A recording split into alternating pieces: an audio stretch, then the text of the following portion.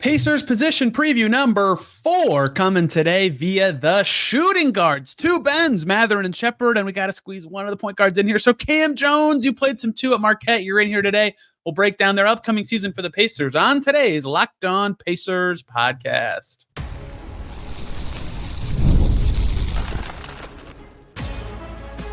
You are Locked On Pacers, your daily Indiana Pacers podcast, part of the Locked On Podcast Network.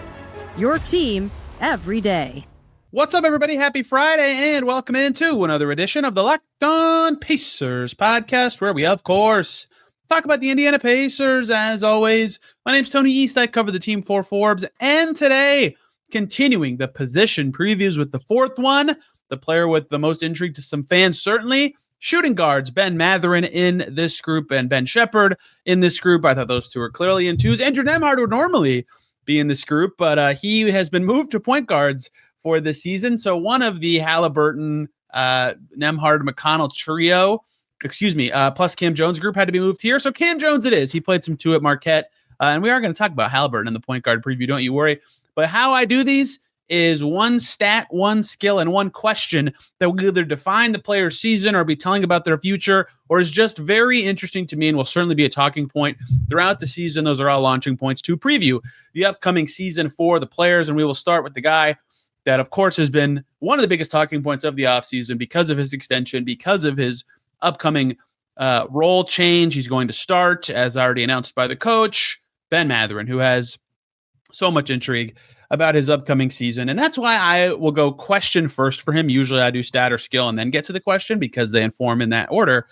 But what I've been thinking about recently with Benn Mathurin is a question that I would have for anyone with the Pacers. And of course, we'll have chances to ask some people with the Pacers this exact question.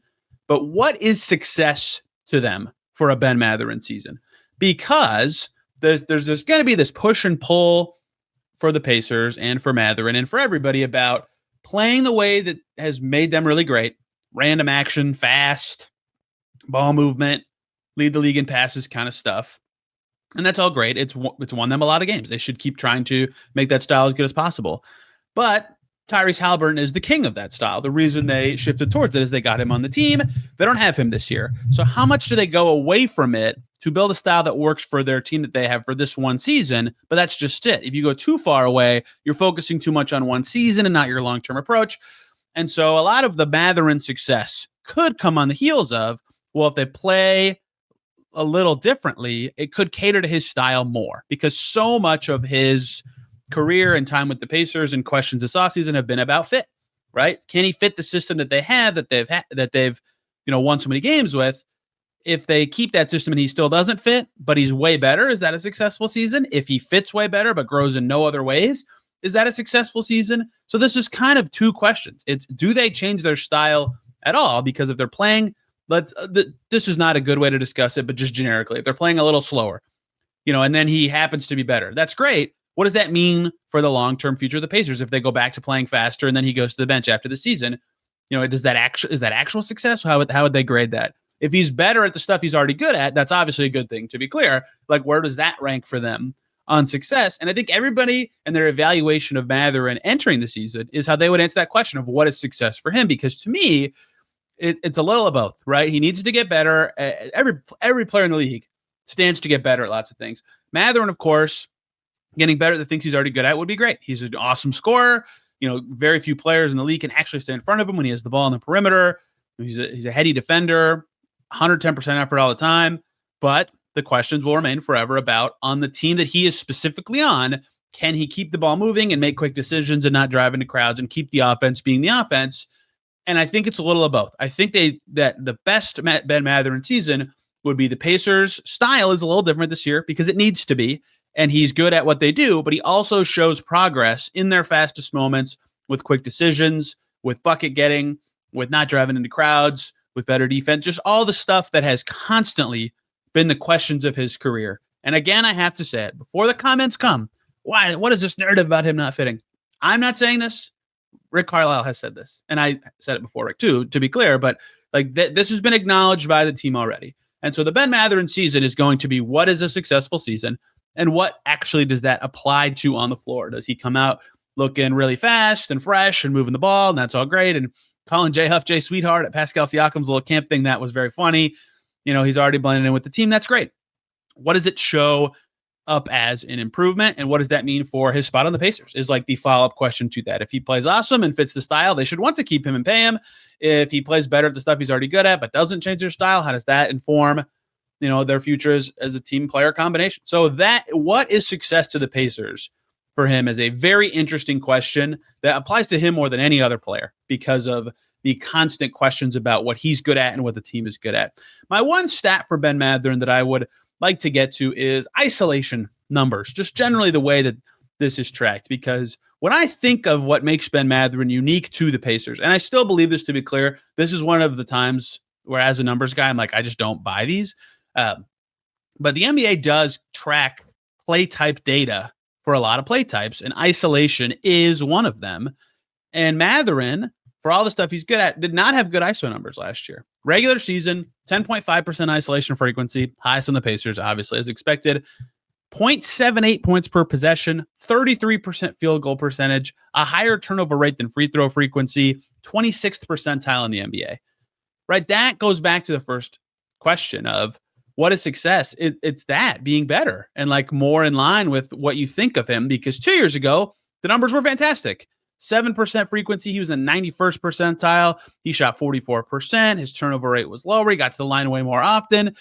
So I don't buy the numbers to that extent. I think there's some tracking nonsense going on because I think of Benn Mathurin as a good isolation scorer, and those numbers are like so far off that I'm like, that can't be right. But I do know, I can tell you from having watched all of his games and looking at other stats that his free throw rate drop, especially from his rookie year, has been real, and he still does drive into crowds sometimes. So numerically looking at stats, does he walk out of the season improving stats that come from his isolation game? His true shooting in particular comes from that, right? I've said this a lot. Like he, for a guy who gets to the line a lot, should probably get closer to 60% true shooting. Can he get there from his isolation game, or does that have to come within the flow of the offense? Is the frequency the number that changes, right? So when it was 3% lower 2 years ago, his efficiency was much better in those moments, because these are the plays that make Benn Mathurin special, right? Finding the right balance of how often to do them versus the efficiency of the Pacers offense is certainly an important question. His isolation rate in the playoffs was about 7% this season, and those numbers were closer to his 2 years ago numbers outside of the turnover rate, which was a little high, right? Can he fit that into what the Pacers do in a way that continues to produce good results? Because it has in the past. From March onward this season, they won several games because Benn Mathurin could do that, and no one else on the team could do it. And his whole career, the numbers have looked good, and last year they didn't. And I think anyone who's watched him would say, yes, he's a good isolation player, but the numbers are like, yeah, he's like, okay, right? So can he walk out of this season? And the NBA.com tracking data says, yes, this is a good isolation player, because maybe there's more to it than meets the eye. And obviously, I can tell you from talking about this before, like he was 13th or 14th on the Pacers roster in true shooting percentage last season. Like that's not a guy who should have, in theory, a high volume, but Benn Mathurin should have high volume this season. So the push and pull between his best skill and his efficiency and what the Pacers need will be an important stat tracking thing for him this year.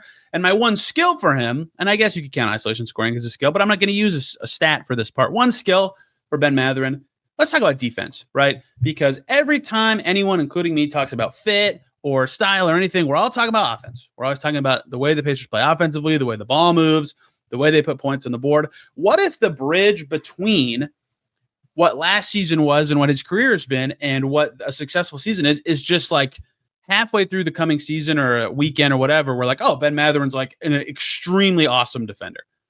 And he's a good defender now, I think, especially on ball. His team defense is a little floaty, but he's a great to good on-ball defender, and they trust him on good players, right?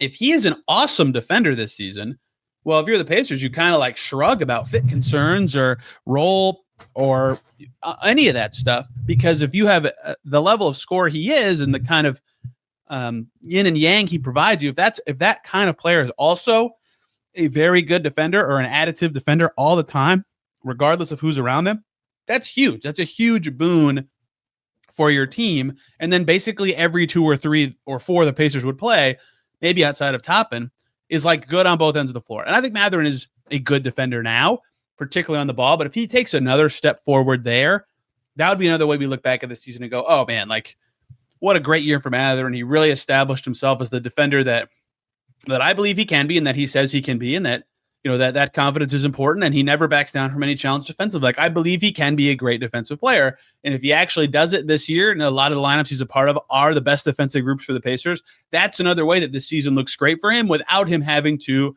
change his style as much, or without all the fit questions being everything that matters for Benn Mathurin. So that's such a fascinating year coming for him. I'm recording this before I talk with Dan Favale for Thursday's episode, where we're talking about the most interesting players on the roster from two different perspectives this season. But I guarantee we're talking about Mathurin, and I guarantee we're talking about him for some amount of time because of all this stuff, right?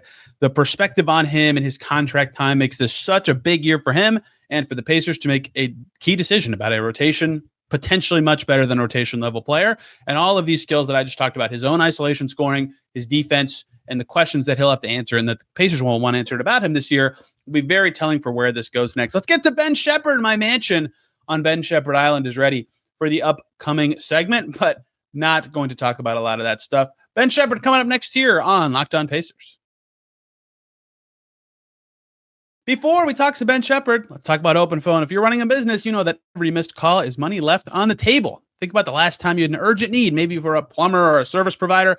If the first person you called didn't answer, did you wait for them? Probably not. You moved on. You went to the second one. That's why you need OpenPhone. It's the #1 business phone system built to streamline and scale your customer communications, all from an app on your phone or computer. OpenPhone lets you manage business calls and text through one single app. They have a shared inbox feature. It's a game changer for your whole team who can jump in at any time without missing a beat. They have an AI agent that'll handle the after-hours calls, answer common questions, capture leads. You don't miss a customer. They're offering listeners of this podcast 20% off your first 6 months at openphone.com/LockedOnNBA. That's OpenPhone.com/LockedOnNBA. And if you have existing numbers with another service, OpenPhone will port them over at no extra charge. OpenPhone, no missed calls, no missed customers. We're back here on Locked On Pacers. Thanks for making this your first listen today and every single day. Your second listen, hop around the Eastern Conference. Pick a team that's interesting to you. The Knicks have made a lot of little tiny signings, some of significance. Landry Shamet was good against them in the playoffs. Ex-Pacer Malcolm Brogdon's headed over there. They'll have much more on Locked On Knicks this week about the new look Knicks and how their bench is shaping up. That was my question about them. Their depth, did they have enough depth? I talked about that with Gavin Shaw when he was on this podcast. I now think the Knicks have enough depth. I'm maybe not higher than consensus, but I believe they'll be one of the two best teams in the East this year. Let's talk about Ben Sheppard as I randomly dive away and talk about the Knicks for a second. Ben Sheppard, a lot of fans lower on him than me. I understand it. He's considered a 3-and-D guy. The ball doesn't go in that much for a three-point shooter. The defense is sometimes good, sometimes not when he guards players bigger than him. And yet, they play him all the time. He does exactly what the Pacers ask him to do. And the pitch I always make is a low mistake player and the value of that. There does become a point, I wrote about this in April, where you wonder how many missed shots count as a mistake. Every player misses some shots, but like Ben Sheppard's going to be in the right spot on the floor. He's going to fight through every screen. He's going to be focused on team defense. He's going to run to the corners. He doesn't care about touching the ball. The second he gets it, he's getting rid of it in some way. Dribble, pass, shoot, right? That's all the stuff that coaches love that gets you on the floor, which he's done for the Pacers and makes your teammates confident in you, even if you are not making shots. So year 3 for Ben Sheppard. What's this going to look like? How is this going to go? And I think for him, the starting point is a stat. It's the one. It's 3-point percentage. And this always feels so lazy to do to me because it's such like a duh thing. If a player makes more shots, they will look better. The perception of them will be higher. But Ben Sheppard is thought of as a 3-and-D player, rightly, right? He took 70% of his shots as threes last year, 69.3% to be exact, but basically 70%. When he catches, if he's open from 3, he's been encouraged to shoot. I wrote 2 years ago about the joke from the team was like they bullied him to shoot more. They would pass the ball, he'd be open, and he'd get rid of it. And they were like, dude, shoot, right? He does take jumpers. He takes most of his shots as threes. Last year, took I just blew it. Yeah, 70% of his shots as threes. Doesn't have a lot of at the rim pressure. So make them. He's got to make them. And I did this when I talked about the Ben Sheppard Island thing in a mailbag, and I believe it was early August, maybe it was late July. Like he's had a lot of, college, good stretch of shooting. To start last season, great stretch of shooting for a while, but his 3-point percentage kept going down throughout the season. And both of his playoffs, where he's been a rotation player as a young player, he's made 38+% of his threes. So there's been a lot of longer stretches of his career where the 3 ball is going in. And those just stick with me for some reason, even though you look at Ben Sheppard on Basketball Reference and you see that he's made 1/3 of his career threes. 31% as a rookie, 34% last year, right? That's not that good. At some point, they have to go in at least an average rate to justify any sort of 3-and-D label that he may or may not have. And he has confidence in his shot, and the team does, and there's been long stretches where they're right, and there's been long stretches where they're wrong. They've got to go in, and I think that'll be a telling stat about his season, and honestly, my own and everybody's belief in what his kind of ceiling can be if he's like a pretty good shooter, an okay shooter, a bad shooter. How confident are they in that? And like, I'll say this from my past of trying to analyze this. I think Ben Sheppard's going to be a good shooter. I also thought Chris Duarte was going to be a good shooter, and I was wrong. And I thought Aaron Nesmith was going to be a good shooter, and I was right. And so you kind of just don't know. But I would say that the way the team has acted, the way Ben Sheppard's worked on his shot makes me believe that he thinks he'll be a good shooter, and they think he'll be a good shooter, and I think he'll be a good shooter. Maybe I'm right, maybe I'm wrong. This season is kind of put up or shut up time when it comes to the characterization of him and how that stat kind of carries the label of Ben Sheppard into his third season. Which one of those younger wings that the Pacers have had will he go down the path of? I think he's a better defender than Duarte, not as good as Nesmith, so he'll still play, but where does that look? One skill for Ben Sheppard is kind of based on that three-point percentage, but getting to the rim with the ball. Can he draw some fouls in there? Is there anything there, right? That was the next step for Nesmith after his early time with the Pacers, was he started making threes, and so he started to be defended differently at the three-point line, more aggressive closeouts, defenders closer to him, so he could then put it on the floor and get around them and get to the cup, and that's been all great and talked about a lot, and a big part of his ascent as a player is becoming better at inside the arc shots after becoming a great shooter. So the problem for Ben Sheppard is if he's not a great shooter, as already talked about, no one's going to be like running him off the line all the time, right? And no one's going to be, really out on him to make sure he doesn't get a three up. And as you've seen, his first two seasons, his percentage shots right at the rim was basically the same, almost exactly the same, 16% his first 2 years. 3 to 10 feet, almost exactly the same, about 11% each of his first two seasons. So he traded some long twos for some threes last year, but barely. It's like a 1% difference. His shot profile is basically the same as first two seasons.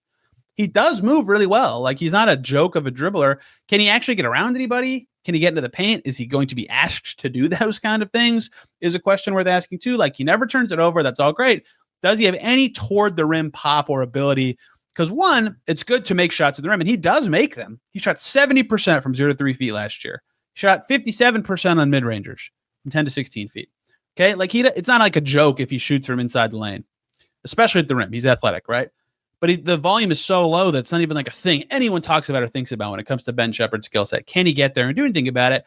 The other thing is never gets to the line. 26 free throws his rookie year, 27 last year. Free throw rate below 10% is wild. I don't know if anybody remembers this because he ended up taking like a regular amount of 3-and-D guy free throws by the end of the season. His first free throw attempt of the season came on January 4th, his 22nd appearance, right? Like, he does not get to the line, hardly ever. And that's another way to improve your efficiency if your shot isn't falling that much or you don't quite have anything going there and you get fouled going to the basket and when you finish layup. So Ben Sheppard toward the rim pop, that would also help his efficiency. 55% true shooting, below league average for him last year. Like, that hurt. He's a good defender, obviously, but that hurts. He's got to get a little bit going there. And so my one question comes back to both of those skills.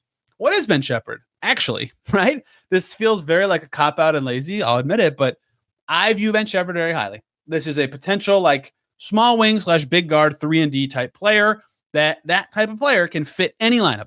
You make your shots when the ball comes your way, you can fit with anybody just on that. Like, I say this a lot when I talk about Doug McDermott, and I'm going to apply this here. If you're a wing-sized player, or a big guard in this case, and you either make threes, Buddy Hield or Doug McDermott, or you're a good defender, but you're just an awful offensive player, Tony Allen, Thabo Sefolosha, some Pacers in the past, right?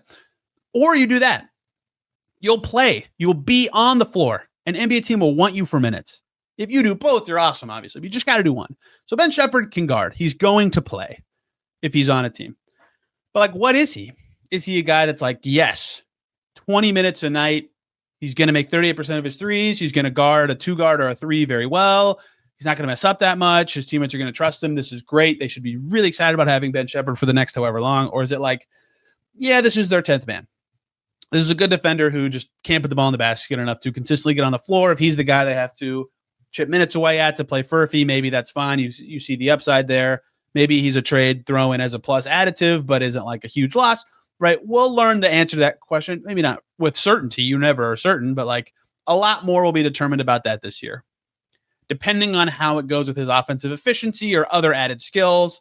And it also sticks with me so much still to this day that last year in camp, day one, I asked Tyrese Haliburton, hey, who looks good to you this year? Who's standing out to you? Who looks better than last year? And he, like a lot of times on that question, dudes will just go, everybody looks good, blah, blah, blah.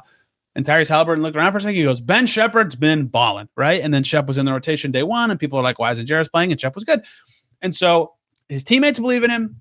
The stats say he's got something there, but it hasn't been consistent. It hasn't happened enough. Can it happen? How will we perceive Ben Sheppard at this time next year? That's not a question about his season, but it is, because his season will define how that question is answered. Let's go to Kam Jones, who's kind of a point guard, who's kind of a shooting guard. Who knows what Kam Jones is going to be? That's one of the things we'll talk about as we close out today's Locked On Pacers. But first, we got to talk about FanDuel. The NFL season is here. It's rolling, and FanDuel is making sure you are ready for kickoff. Can the Colts be 3-0 with their can't-miss offer? Right now, if you're a new customer on FanDuel, you can bet just $5. If that bet wins, how about that? You'll get $300 in bonus bets to use across the app. So many people love FanDuel for so many different reasons. If you like building a same-game parlay, great, you can do that on there. If you like jumping in during live action as you're watching a game unfold, feel like you're a part of it, great. If you like player props, perfect.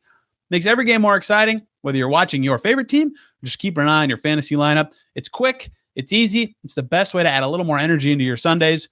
It's on FanDuel. So you ready to play? Download the FanDuel app by visiting FanDuel.com to get started. That's FanDuel.com to place your first $5 bet. Back here on Locked On Pacers. Thanks for making us your first listen today and every single day. Your second listen, Locked On NBA. I was on Tuesday night for a game night with Wes Goldberg, and then Thursday/Friday with the Locked On NBA crew, the latest and greatest from around the league. A lot of talk about Kawhi, Eurobasket. The season is so close. We're almost at the point where it's a week away. It's crazy. Locked On NBA has the latest and greatest every single day from around the league. Let's talk some Kam Jones, who is, I would say, like if you asked me his position, more point guard than shooting guard, but he is definitely a combo guard, Nembhard-esque in that way. At Marquette, he played off the ball until his senior year when Kolek was gone, and then he played a lot on the ball. So he was certainly the most natural of the point guards to move to this spot for this exercise, and that is going to be how part of this conversation goes. But for Kam Jones, there's a lot of this is a harder one, right? You shrug with the rookies. You have no idea what they look like in the NBA, what their best skills are going to be, how they're going to react to the changes in the way the game is played. So my one stat for Kam Jones is the one that might define his position, although we'll talk more about this later, just assists in general, right? Because at Marquette, and I've talked about this, and I still believe this, and I watched him have a double-double in Summer League with actual all basically NBA-level players on the floor, right? What level of passer is this? 2.4 assists per game as a junior for him, 5.9 as a senior. Now, if you watch Marquette play, and I tried to talk about this after they drafted him, he had the ball all the time. His usage was insane. His pick-and-roll ball handler frequency on synergy is like 99.5th percentile. Like they said, here's the ball, Kam Jones, go around these screens, go around this screen, do this, do that. Like he had all the chances to create. So of course his assist number is going to go way up, but like it wasn't a joke. He was a decent passer and his turnovers did not go up that much. His assist rate, I believe, his assist rate was first in his conference. It climbed 22%. His turnover rate went up 1.2%. So it's like, it is a real jump. It's not like this was just a volume thing. Volume was a big part of it. If he's in the NBA and he's your fifth guard, or he's in the G League and he's playing with other possibly point guards, who knows what the Salt's going to look like. Ray J. Dennis is on a two-way as well. They have another point guard right there. What level of passing is he going to show? What chances is he going to get to show it? And how does it inform what is thought of him positionally, right? Is he still going to be thought of at this time next year as like, yeah, he's probably better as a point guard, but he can play the two? Or is it going to be like, oh, he should definitely be the two and can be an emergency point guard? That does sound similar, but that is a key distinction of like what he is, what he can be. I think Summer League right now has me trending towards what I thought after the draft, which is he's probably a one who can play some two, and he played two in college. And in the NBA, it'll be better, I think, if he can play the one and two, but the one is like an acceptable thing. But it'll come down to the passing, right? Especially in a Pacers system that requires him to move it and move it a lot. He's very shifty with his defenders. He's got the lefty shots down. He's just funky in the lane. Like, that's all great. That's going to make defenses react to what he's doing. It clearly works for him. How will it work for his teammates and keeping the ball moving and playing in a new system? I'm really interested to see how he looks. It's just going to be so fun. He's such a funky player. He reads the game very well, head up dribbler. Like, it'll be awesome to see how that all pans out for him. So my one stat will be, how do we look at his assist numbers and compared to the usage and volume that he had in college? One skill, boring time. Efficiency. Yawn. But he's got to make shots, right? His efficiency in college with his free throw rate, to go back to Sheppard a little bit, is crazy, right? His free throw rate was 16%, 14% as a sophomore, right? We just talked about Ben Sheppard being like 11%ish. Like, not that much more than Ben Sheppard. He's getting to the line, and he has the ball all the time, and he actually can get to the rim, right? His true shooting was 61% as a junior, 58% as a sophomore. That's well above college averages. With those free throw rates, as a senior, his true shooting percentage dipped a lot. He missed more threes. He was on the ball way more. His free throw rate did not go up. It went down despite having the ball way more often with Kolek not on the team. So that is like an actual question mark to me. And in Summer League, he had some games where he made lots of shots and some games where he didn't. How efficient is he going to be, and where is that going to come from for him in the NBA? Because I would say junior and sophomore Kam Jones was certainly a shot maker. Shots went in from all over the court. He could create them himself. His teammates could create them for him. He could make jumpers. He could do all this stuff. Off the ball player. In the NBA, what this is kind of related to his assist percentage. What role is that going to come from? How are those shots going to look? Should he be next to Ray J. Dennis a lot or never? Right. That will inform, I think, a little more of how Kam Jones is perceived as a player and positionally after his rookie season. And that is my one question. What positional utility do we walk away from? And my stat and skill both bled into this, so I maybe should have led with this. But that is a key question, I think, to like determining the Pacers' future and like how much depth they have at spots. And that also depends on if he's good. If he stinks, it doesn't matter what positions he can play. But if Kam Jones is a halfway decent to good player, someone they want to develop, and they've done well drafting in this range, what is he? Is he a third point guard for sure? And then they have Haliburton and Nembhard and McConnell and him. Is he like your on-ramp backup point guard for the post-McConnell era, right? Or is he definitely a two? And he is stuck behind Mathurin, Sheppard, or who knows what the future for either of those guys is, or like maybe they go to the three, who knows? But like, is he more of a two and you're ready to move on from someone or change things at that position? Not only is it important to know what skills Kam Jones has and how it impacts what position he plays, but it'll also kind of inform a little bit of their roster decisions, right? If they have this cheap guard who's good enough, or they believe he's going to be a player for 4 years in his rookie deal, or 3 years, whatever, on a second round pick exception deal, the positional versatility that he walks away from the season showing will matter a lot. And I said it kind of freehand earlier, but is he more one that can play the two, or is he more two that can play the one? And I know it sounds weird. Both times I've said it, I've been like, am I phrasing what I mean correctly? But I think that will be very telling for him. Nembhard has, for the Pacers, been a two that can play the one. And this year he's going to have to be a one, right? That distinction matters for him a lot. And his successes, and I think the Pacers hope he can take steps forward as a one, as a lead creator. Kam Jones will be following the path. And I believe in a pre-draft workout, he said that's one of his comps is Andrew Nembhard. We'll see how that goes. I'm looking forward to watching all three of these guys this season, the second straight position group full of young talent. Only point guards left. We'll do that one next week. Speaking of next week, so many things as the season is so close. We'll do storylines with Dustin as we have all the time. We'll talk about who stays on the team in a certain number of years. And we have our first event. So we'll hear from the team and be able to talk about that. So much to come here on Locked On Pacers. Thank you all so much for listening. You can find me on social media at Tony R. East, this podcast at Locked On Pacers on various apps. Thank you all so much for listening. Have a great weekend. See you very soon.